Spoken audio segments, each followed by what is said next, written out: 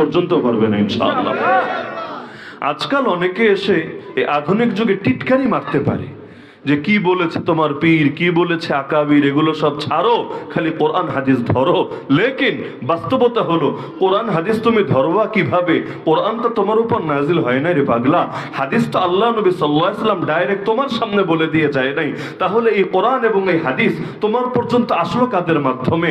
যাদের মাধ্যমে আসলো এখন তুমি তাদেরকেই চিনতে চাচ্ছ না। পাখির যখন ডানা ছিল না তখন মায়ের থেকে ঠিকই দানাগুলো গ্রহণ করত, মায়ের খুব কদর তার কাছে ছিল। এখন পাখির নিজের ডানা হয়েছে, এখন এক গাছ থেকে আরেক গাছে উড়ে বেড়ায়।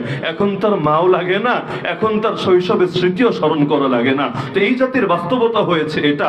গর্বের সাথে খালি বলবে কোরআন হাদিস ধরো, আকাবির কি বলেছে, বুজুর্গরা কি বলেছে সব ছাড়ো। আরে হাস্যকর কথা।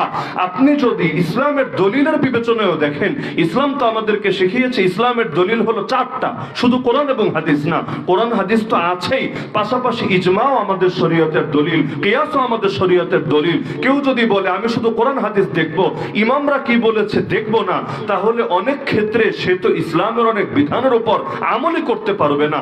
কারণ কোরআনের এই 6000-এর কিছু বেশি আয়াত থেকে এবং আল্লাহ নবী সাল্লাল্লাহু আলাইহি ওয়াসাল্লামের নির্দিষ্ট কিছু হাদিস থেকে জগতের কোটি কোটি কোটি সমস্যার সমাধান কিভাবে বের করবে?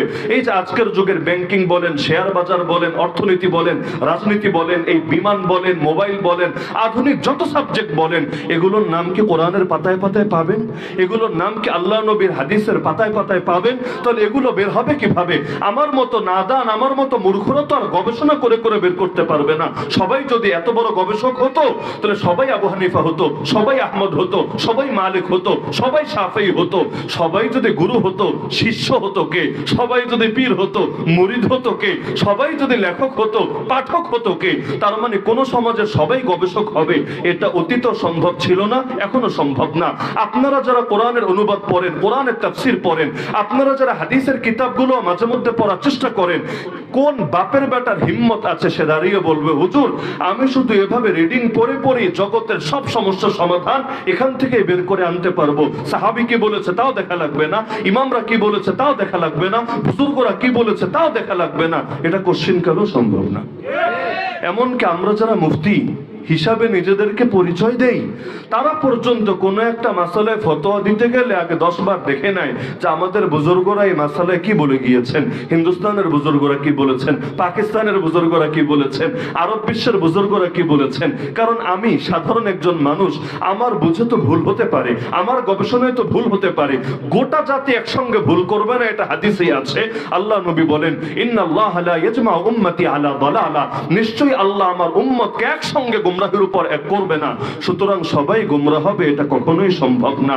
তো কেউ যদি বলে শুধু কোরআন হাদিস মানবো, আর ব্যক্তি মানা লাগবে না, আকাবির মানা লাগবে না, বুজুর্গ মানা লাগবে না, সে হয়তো হবে আহলে কোরআন, নয়তো হবে আহলে হাদিস, এর বাইরে আহলে সুন্নাত ওয়াল জামাত হতে পারবে না।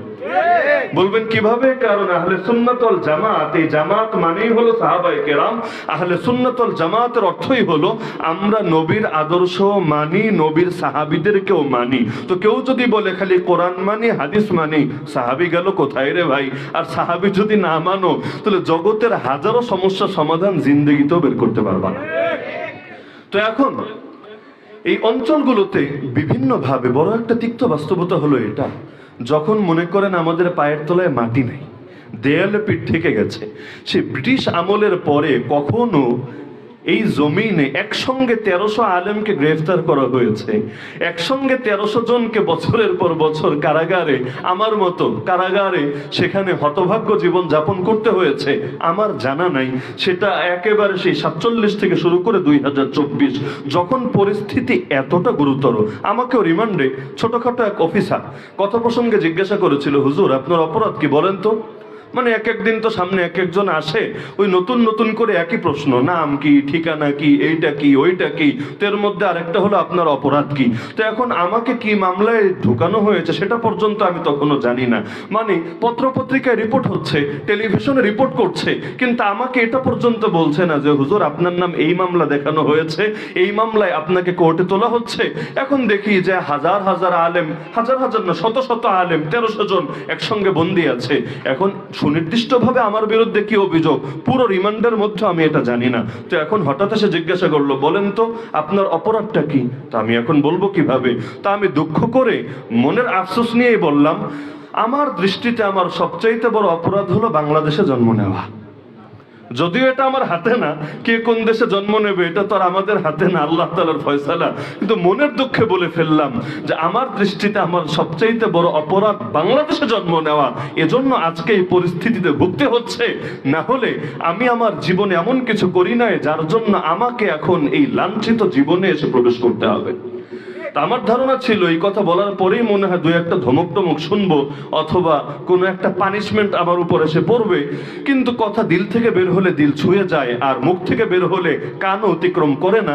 তো দিল থেকেই যেহেতু কষ্টটা বের হয়েছিল, আলহামদুলিল্লাহ, আর কোনো রিপ্লাই দেয় নাই খারাপ ভাবে, কোনো গালিও না, কোনো বকাও না, কোনো মাইরও না। হয়তো তার হৃদয়েও কথাটা বিদ্ধ হয়েছিল, কারণ অন্য কেউ জানুক বা না জানুক, যারা গ্রেফতার করে নিয়ে গিয়েছিল তারা তো ভালো মতোই জানে যে হুজুরের কি আসলে অপরাধী, নাকি অপরাধ না করাটাই হুজুরদের জন্য সবচাইতে বড় অপরাধ। তো যে প্রসঙ্গে বলছিলাম, যখন আমাদের পায়ের তলায় মাটি নাই, ওই সময় দরকার ছিল সবাই সবার সঙ্গে মিলে চলবো। দরকার ছিল না? দরকার ছিল না? অবাক করা ব্যাপার দেখবেন, দুনিয়ার কাফের মুশরিকরা এই লাইনে সবাই এক। আপনাদের মনে থাকার কথা, গত কয়েক মাস আগে মধুখালীতে দুইটা ছেলেকে, আপন দুই ভাই কোরআনের হাফেজ, তাদেরকে পিটিয়ে এই হিন্দুত্ববাদীরা নির্মমভাবে মেরে ফেলেছিল কিনা? পরবর্তীতে তদন্তেও কিন্তু এটা বের হয়েছে তারা অপরাধী না, তাদের কোনো দায় নাই, তাদেরকে জুলুম করে মেরে ফেলা হয়েছে। পত্র পত্রিকা থেকে শুরু করে যারা সংবাদ জানে সকলেই এই ব্যাপারে সুনিশ্চিতভাবে সকলের কাছে তথ্য আছে। কিন্তু আমার জানা মতে এত মাস যাওয়ার পরও আজ এই যেই তারিখে আমি আপনাদের সামনে বয়ান করছি, আমার নজরে পড়ে নাই বাংলাদেশের কোনো একজন উল্লেখযোগ্য হিন্দু এটার প্রতিবাদ করেছে। আমরা করেছি, আলেম ওলামারা করেছে, আপনারাও হয়তো করেছেন। কিন্তু ওই ধর্মের লোক, হিন্দু ধর্মের লোক হলেই সবাই যে খুনি হবে বিষয়টা তো এমন না, সবাই যে মারপিট করবে বিষয়টা তো এমন না, সবার মন মানসিকতা যে একরকম হবে বিষয়টা তো এমন না। তো দরকার ছিল না এটা? যেমন ইসলামী লেবাস ধারণ করেও কেউ যদি আকাম কুকাম করে, আমরা তার বিরুদ্ধে প্রতিবাদ করি নাকি করি না? মুসলমান পরিচয় দিয়েও কেউ যদি দুই নম্বরই করে, আমরা তার বিরুদ্ধে কথা বলাকে নিজেদের ইমানের দায়িত্ব মনে করি নাকি করি না?